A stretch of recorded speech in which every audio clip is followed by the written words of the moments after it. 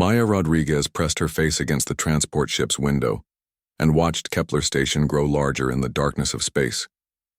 The massive structure looked like a city floating among the stars, with lights twinkling from thousands of windows and docking bays. She had never seen anything so big or beautiful. "First time off Earth?" asked Jake Morris, the tall boy sitting next to her.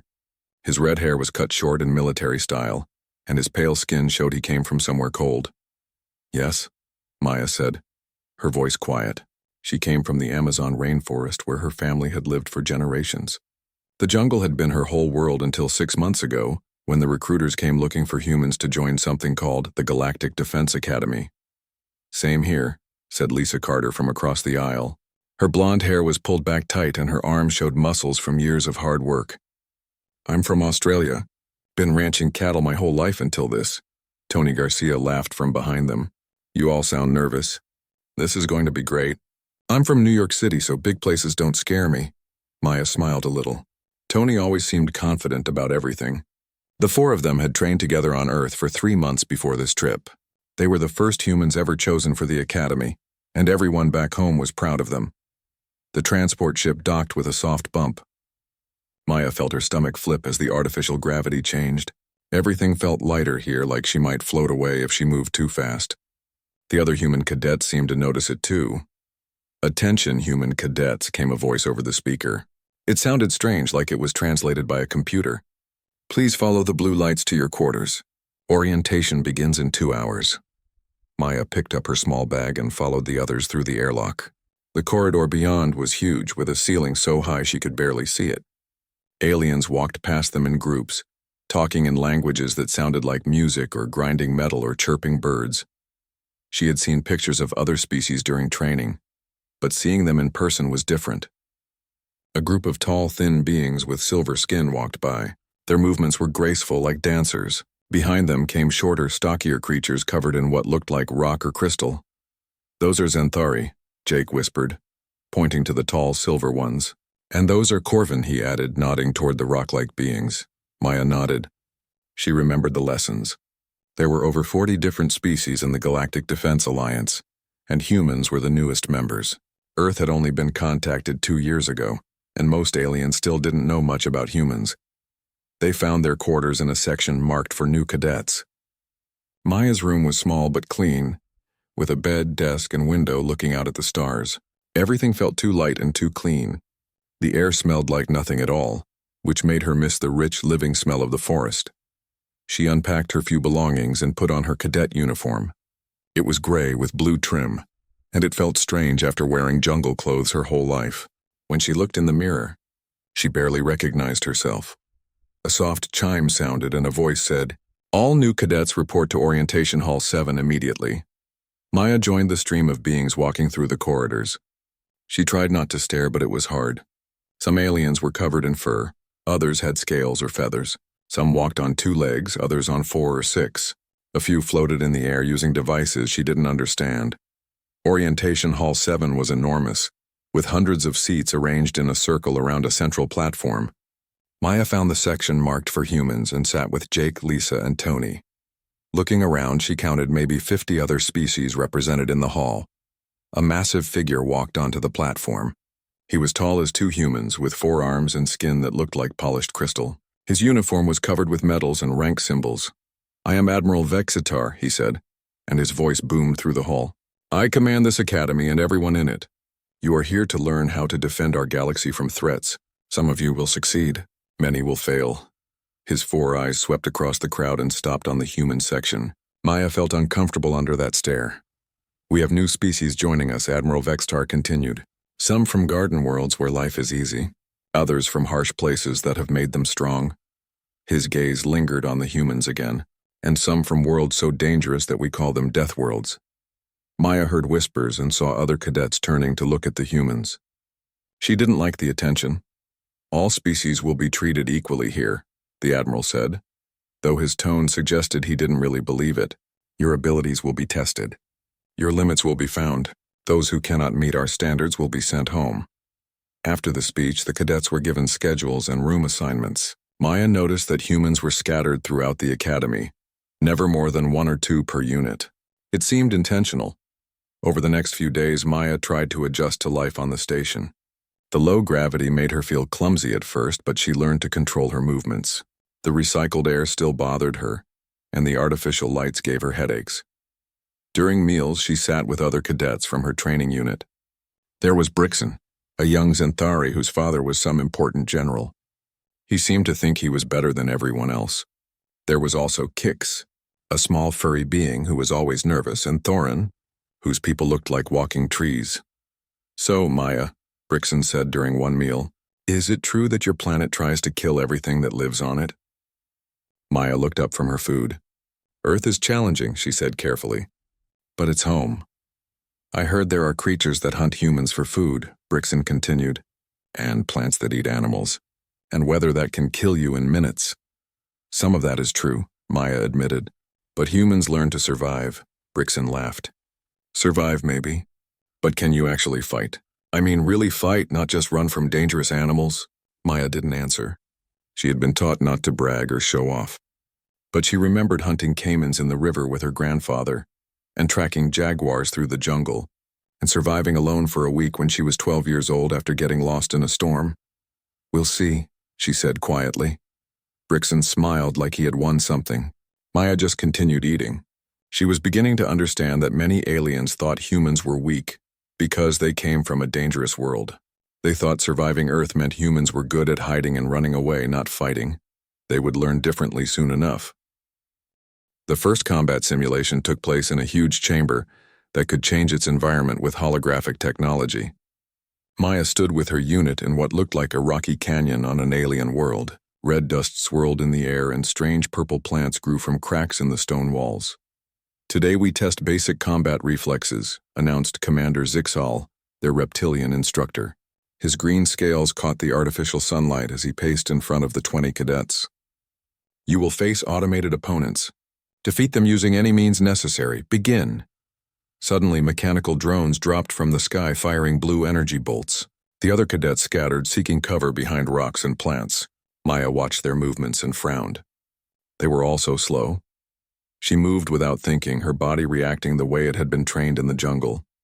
A drone swooped toward her, weapons charging. Maya rolled sideways, came up running, and leaped higher than should have been possible in the low gravity. Her hand closed around the drone and she crushed it like an egg. Around her, the other cadets were still finding places to hide. Brixen was pressed against a boulder, all four of his arms shaking as he fumbled with his training weapon. Kix had curled into a ball and was making scared noises. Even Thorin, who came from a world with dangerous storms, moved like he was afraid. Maya didn't understand their fear. The drones were loud and clumsy, easy to track. She could hear them coming from far away, could see their flight patterns, could predict where they would be seconds before they got there. It was like hunting, except easier because these prey weren't really alive. She destroyed 6 more drones in the next 2 minutes, using her hands, rocks, and anything else she could grab. When the simulation ended, she was barely breathing hard. "Cadet Rodriguez," Commander Zixal called, his voice careful and controlled. "Approach." Maya walked over, aware that everyone was staring at her. Some of the other cadets looked scared. Brixen's face showed something that might have been anger or fear or both. "How many drones did you destroy?" the commander asked. 7, Maya replied. "The record for this exercise set by a 4th-year cadet is 4 drones. Commander Zixal's yellow eyes studied her closely. "How did you move so fast?" Maya shrugged. "I don't know. They were slow." That wasn't quite true. She did know. Growing up in the Amazon, she had learned to move through trees where a single mistake meant falling to her death. She had hunted animals that could kill her if she made noise or moved too slowly. She had learned to read the jungle around her, to notice every sound and movement and smell. These drones were nothing compared to a hungry jaguar or an angry fer-de-lance snake. After combat training came physical conditioning. The aliens used machines that provided resistance for muscle building. Maya tried the settings other cadets used and found them too easy. She kept turning up the resistance until the machine started making warning sounds.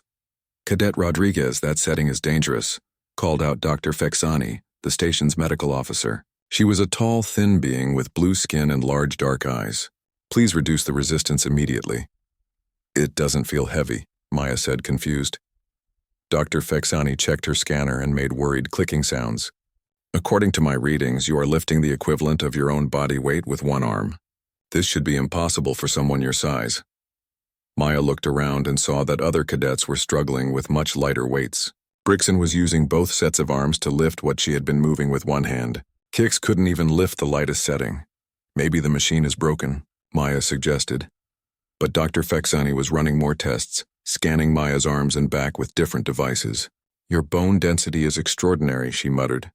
And your muscle fiber composition? I've never seen anything like this. In the following weeks, more differences became obvious. During endurance runs, Maya finished while other cadets were still halfway through the course. In high-gravity training, she stayed conscious when Xanthari cadets passed out. During stress testing, her heart rate barely changed while others showed signs of panic. Jake, Lisa, and Tony showed similar abilities, though in different ways. Jake could see in almost complete darkness and never seemed to get tired. Lisa could track movement and patterns that other cadets missed completely. Tony could stay calm and think clearly even when alarms were blaring and simulated emergencies filled the air, with smoke and noise. Commander Zixal started keeping detailed records of the humans' performance. He would watch Maya during exercises with an expression she couldn't read, taking notes on a small device. The human cadets are unusual, he told Dr. Fexani during a conversation Maya accidentally overheard. Their physical capabilities exceed our measurements, but that's not the strange part. The strange part is how they think. What do you mean? Dr. Fexani asked. Watch Cadet Rodriguez during combat simulations. She doesn't just react to threats, she predicts them. She moves like she knows what will happen before it does. And she stays calm in situations that would terrify veteran soldiers. Dr. Fexani made her clicking sound. Perhaps this is normal for Deathworld species. That's what worries me, Commander Zixal said quietly. Maya didn't understand what they meant, but she could tell the adults were becoming uncomfortable around the human cadets. Other species started avoiding them during meals. Training partners seemed nervous when paired with humans. Even friendly cadets like Kix began keeping distance. The worst was Admiral Vextar. During inspections, he would stop in front of Maya longer than the others, his four eyes studying her like she was some kind of dangerous animal. He never spoke to her directly, but she could feel his disapproval. One evening, Maya found Jake sitting alone in the observation deck, looking out at the stars. They're afraid of us, he said when she sat down beside him. I know, Maya replied. But why? We haven't done anything wrong. We're too good at this, Jake said. Too good at fighting, too strong, too fast, too calm under pressure. They expected humans from a dangerous world to be victims who had learned to hide and run away. Instead, we're predators who learned to hunt and survive. Maya thought about this. Do you think we should try to be worse at things? To make them feel better? Jake shook his head. No, that wouldn't be fair to us or to them. If we're here to defend the galaxy, we should be the best defenders we can be. They'll just have to get used to it. But Maya wasn't sure they would get used to it. Every day the tension seemed to grow worse. Admiral Vextar's stares became more hostile. Other cadets whispered when humans walked by. Even some instructors seemed uncomfortable. Maya began to worry that something bad was going to happen. She had learned to trust her instincts in the jungle, and those instincts were warning her now. The adults were afraid, and afraid people sometimes did stupid things. She just hoped that when the trouble came, she would be ready for it. The orbital assault simulation was supposed to be routine training. Maya strapped herself into the pilot seat of a small shuttlecraft, checking her instruments while her squad members took their positions. They were going to practice boarding a hostile ship, something that required precise flying and perfect timing. Brixen sat in the co-pilot seat, his four hands dancing over the controls. He had been assigned as her partner for this mission, though Maya could tell he didn't want to be there. For weeks now, he had been making comments about humans being primitive and lucky rather than skilled. Remember, Cadet Rodriguez, he said with fake politeness. This exercise requires delicate handling, not the brutal force your species is known for. Maya didn't respond. She had learned that arguing with Brixen only made him worse. Instead, she focused on the pre-flight checklist, making sure everything was working properly. Behind them, Kix, Thoron, and two other cadets were reviewing their boarding procedures. This was a complex mission that required everyone to work together. Maya had studied the plans for hours, memorizing every detail. "Launch when ready," came Commander Zixal's voice over the radio. Maya engaged the engines and pulled away from the station. In the distance, she could see their target, a large ship designed to look like an enemy vessel. Other shuttles from different squads were approaching it from various angles. "Navigation systems online," Brixen reported, beginning approach to docking port 7. Maya nodded and adjusted their course. The shuttle responded smoothly to her touch. Flying felt natural to her, like running through the forest canopy back home. She could feel the ship around her, sense how it wanted to move. They were halfway to the target when warning lights started flashing. "What's happening?" Kix asked from behind them, his voice high with worry. Maya checked her displays and frowned. "Engine 2 is showing temperature warnings," she said. "And the navigation computer is acting strange." Brixen leaned over to look at his instruments. For just a moment, Maya saw something in his expression that looked like guilt. Then it was gone, replaced by fake concern. "Perhaps we should abort the mission," he suggested. "Return to the station for repairs." But even as he spoke, the problems got worse. Engine 2 shut down completely, throwing the shuttle into a spin. The navigation computer crashed, taking their communications with it. Emergency alarms started blaring. "This isn't a training malfunction," Maya said, her voice calm despite the chaos. "Someone sabotaged our shuttle." She looked at Brixen, who wouldn't meet her eyes. Pieces clicked together in her mind. He had been assigned as her co-pilot. He had access to all the systems, and he had been pushing her to give up and go back. "You did this," she said quietly. "I don't know what you're talking about," Brixen replied, but his voice was shaking. Maya didn't have time to deal with his lies. Their shuttle was tumbling toward the target ship, completely out of control. Worse, she could see that 3 other shuttles were in similar trouble. Whatever Brixen had done, it was affecting multiple ships. "Everyone hold on," she announced to her squad. "This is going to be rough." She shut down the damaged engine completely and rerouted power to the thrusters. Without the navigation computer, she had to fly by instinct alone. The shuttle stopped spinning, but they were still moving too fast and at the wrong angle. On her display, she could see that one of the other shuttles was in real trouble.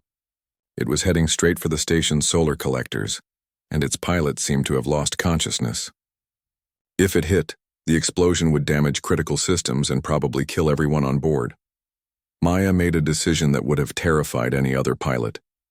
She pushed her engines to maximum power and changed course, heading straight for the runaway shuttle. "What are you doing?" Brixen screamed. Maya didn't answer. She was calculating angles, speeds, and trajectories in her head while flying manually through a debris field. This was like swinging through trees at high speed, except the trees were moving and one mistake would kill everyone. She caught up to the other shuttle just as it reached the solar collectors. Maya slammed her ship against its side, using her own momentum to push it off course. The impact threw everyone around, but both shuttles cleared the danger zone. Now Maya had 2 damaged ships to control, and no working engines left. She used the station's gravity and her understanding of orbital mechanics to swing both shuttles around in a wide arc, bleeding off speed until they were moving slowly enough for the emergency crews to catch them with tractor beams. When the shuttles were safely docked, Maya sat in her pilot seat for a moment, breathing hard. Around her, the squad members were checking each other for injuries. Everyone was alive and mostly unhurt. "Cadet Rodriguez," came Commander Zixal's voice over the intercom. "Report to my office immediately." Maya unstrapped herself and headed for the door. As she passed Brixen, she paused. "I know what you did," she said quietly, "and I know why you did it.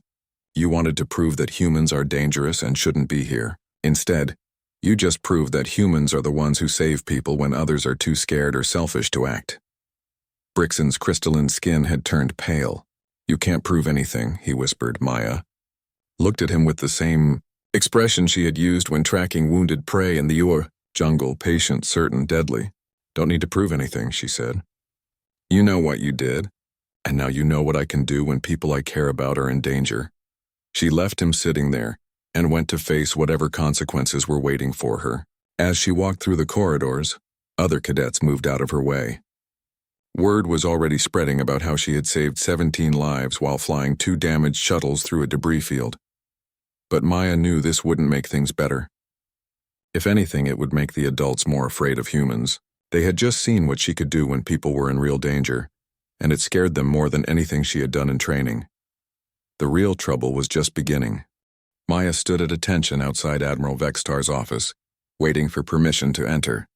Through the door, she could hear voices arguing in several different languages. She recognized Commander Zixal's voice and Dr. Fexani's clicking sounds and several others she didn't know. After 20 minutes, the door opened and several alien officers filed out. They looked at Maya with expressions ranging from curiosity to fear to anger. Commander Zixal paused beside her. "Remember," he said quietly, "you saved lives today. Don't let anyone tell you otherwise." Then he was gone, and Maya was alone with Admiral Vextar. The Admiral's office was huge, with windows looking out at the galaxy and walls covered with medals and battle honors. Admiral Vextar sat behind a desk that seemed too small for his massive frame. His forearms were folded and his crystalline skin was darker than usual, which Maya had learned meant he was angry. "Cadet Rodriguez," he said, his voice cold as space. "Sit down." Maya took the chair across from his desk, keeping her back straight and her hands folded in her lap. She had been taught proper military behavior and she would not give him any excuse to criticize her. "Do you know why you are here?" Admiral Vextar asked. "I assume it concerns today's training exercise, sir." "Training exercise," Admiral Vextar repeated, his voice dripping with sarcasm. "Is that what you call violating direct orders? Engaging in reckless endangerment and assaulting fellow cadets?" Maya blinked. "Sir, I followed emergency protocols to save lives when multiple shuttles experienced system failures. I did not assault anyone." Admiral Vextar picked up a datapad and began reading. "According to Cadet Brixen's report, you became violent when he tried to abort the mission for safety reasons. You threatened him physically and took control of the shuttle against his protests." "That is not accurate, sir," Maya said calmly. "Cadet Brixen suggested aborting when we experienced malfunctions, but by then we were already committed to the rescue operation. I never threatened him. And yet witnesses report that you spoke to him in a threatening manner after the incident," Admiral Vextar continued, "using language that suggested you might harm him if he spoke about your actions." Maya felt a flash of anger but kept her voice level. "I told Cadet Brixen that I knew he had sabotaged our shuttle, sir." "Which he did. The evidence is in the maintenance logs. Sabotage is a serious accusation, Cadet. Do you have proof?" "The maintenance records will show that someone with co-pilot access made unauthorized changes to our systems immediately before launch. Cadet Brixen was the only person other than myself with that access." Admiral Vextar waved one of his hands dismissively. "Technical malfunctions happen. What doesn't happen is cadets taking it upon themselves to ignore safety protocols and risk multiple lives on dangerous rescue attempts." Maya stared at him. "Sir, are you saying I should have let those shuttles crash? That I should have let 17 people die? I'm saying you should have followed orders and let qualified rescue teams handle the situation." "There wasn't time for rescue teams, sir. The shuttles would have impacted before any other ships could reach them." Admiral Vextar leaned forward, his four eyes focusing on her with laser intensity. "This is exactly the problem with your species, Cadet Rodriguez. You are impulsive, violent, and unable to follow proper chain of command. You think because you come from a dangerous world you know better than trained officers with decades of experience." Maya felt her jaw tighten, but she kept her voice respectful. "Sir, I followed my training and did what was necessary to preserve life. If that violates some regulation, I apologize, but I would make the same choice again. And that," Admiral Vextar said, rising from his chair, "is why humans do not belong in this academy." He walked around his desk toward her, and Maya noticed he was much larger up close.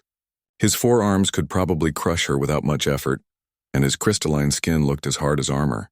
He was trying to intimidate her with his size and presence. It might have worked on someone from a garden world, but Maya had faced down jaguars and caimans and fer-de-lance snakes. She had stared into the eyes of apex predators that would eat her if they could. Admiral Vextar was big, but he was not the scariest thing she had ever encountered. "Your species is a threat to galactic stability," he continued, looming over her. "You are too aggressive, too unpredictable, too dangerous to work alongside civilized beings.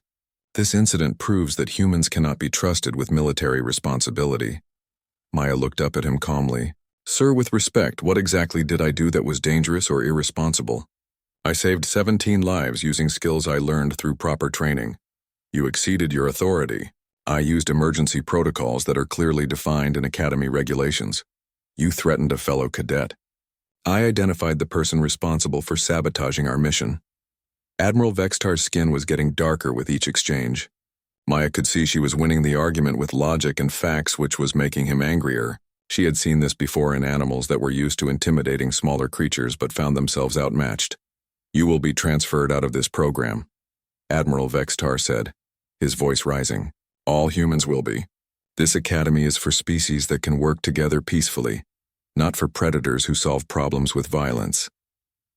"I haven't used violence against anyone, sir," Maya pointed out. "Haven't you?" Admiral Vextar stepped closer, his shadow falling across her chair. "Your very presence here is a form of violence. Your capabilities, your reflexes, your complete lack of appropriate fear. You are a weapon pretending to be a cadet." Maya stood up slowly, keeping her hands visible and her posture non-threatening. "Admiral, I came here to learn how to protect people. That's what I did today, and that's what I'll continue to do regardless of where you send me." "Protect people?" Admiral Vextar laughed, a sound like breaking glass.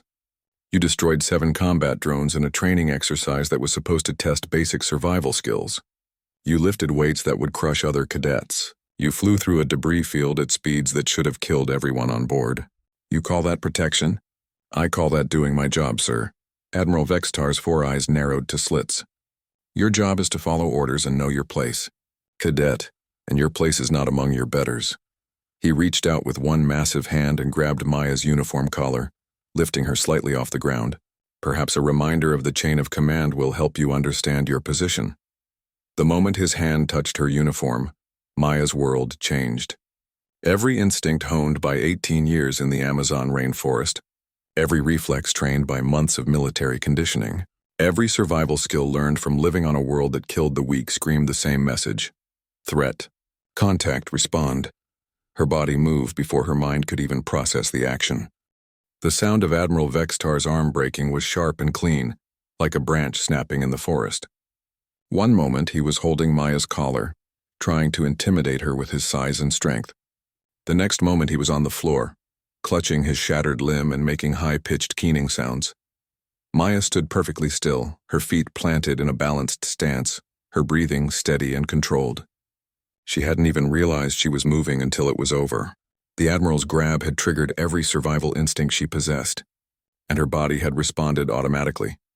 The other officers in the room stared in shock. Dr. Fexani was the first to move, rushing forward with her medical scanner to examine the Admiral's injury. Commander Zixal remained frozen by the door, his reptilian eyes wide with something that might have been awe or terror. Admiral Vextar initiated unauthorized physical contact with a cadet, Maya said, her voice calm and professional. I responded with appropriate defensive measures. She looked around the room at the assembled faculty members, meeting each pair of eyes with the same steady gaze she had used when facing predators in the jungle. Her heart rate was normal. Her breathing was easy. Breaking the Admiral's arm had required so little effort that her body hadn't even registered it as physical activity. "Who's next?" she asked quietly. The question hung in the air like a challenge. Not because Maya was threatening anyone, but because every being in that room suddenly understood that everything they thought they knew about humans was wrong. Captain Mordak stepped forward from where he had been standing near the window. He was a Vrex, a species of natural predators with sharp teeth and claws. Unlike the others, he didn't look afraid. He looked impressed. "Cadet Rodriguez," he said, his voice a low growl. "Please explain to us what a death world really means." Maya glanced at Admiral Vexitar, who was still writhing on the floor while Dr. Fexani worked on his arm. Then she looked back at Captain Mordak and the other officers. "Earth isn't just dangerous because of storms or earthquakes," she began, her voice taking on the tone of someone giving a briefing. "It's dangerous because everything that lives there had to evolve to survive in an environment that kills the weak every single day." She walked to the window and gestured toward the stars. Most worlds in the galaxy are garden worlds. Stable climates, predictable seasons, gentle gravity, breathable atmospheres. Life there evolved to cooperate, to avoid conflict, to live in harmony. Commander Zixal made a soft hissing sound. And Earth? Earth has ice ages that last for thousands of years. Volcanoes that can change the global climate overnight. Weather systems that can level entire forests. Earthquakes that reshape continents. And in that environment, life had to become tough or die. Maya turned back to face the room. Every animal on Earth is either a predator or prey, usually both. Plants compete for sunlight so aggressively they strangle each other. Bacteria evolve constantly to overcome immune systems. Even the air and water can kill you if you're not careful. Dr. Fexani looked up from her patient. But surely your species developed technology to protect yourselves from these dangers? Maya shook her head. We developed technology because of these dangers. Humans learned to make tools because we needed weapons to hunt animals stronger than us. We learned to make fire because we needed to survive in climates that would freeze us to death. We learned to build shelters because everything from the weather to the wildlife was trying to kill us. She moved back to the center of the room, and Maya noticed that the alien officers unconsciously stepped back as she approached. They were finally seeing her as what she actually was, an apex predator from a world that produced only apex predators. For millions of years, every human ancestor that wasn't strong enough, smart enough, fast enough, or tough enough died before they could have children. We are the result of the most brutal evolutionary pressure in this galaxy. Captain Mordak nodded slowly. That's why you move the way you do. Why you think the way you do. Every human child grows up learning to read threats, to react instantly to danger, to fight or run as the situation requires. We call it survival instinct, but it's really survival training that starts before we can even walk. Commander Zixal was taking notes again, but his movements were careful and precise. Your performance in combat simulation was me holding back, Maya finished. All of us were holding back. We've been trying not to scare the other cadets. The room fell silent except for Admiral Vextar's continued moaning. Dr. Fexani had managed to stabilize his arm, but he was still conscious and clearly in pain. How much were you holding back? Captain Mordak asked. Maya considered the question seriously. In the combat simulation, I destroyed 7 drones. On Earth, I once killed a 15-foot anaconda with my bare hands when I was 16. The drones were much easier, more silence.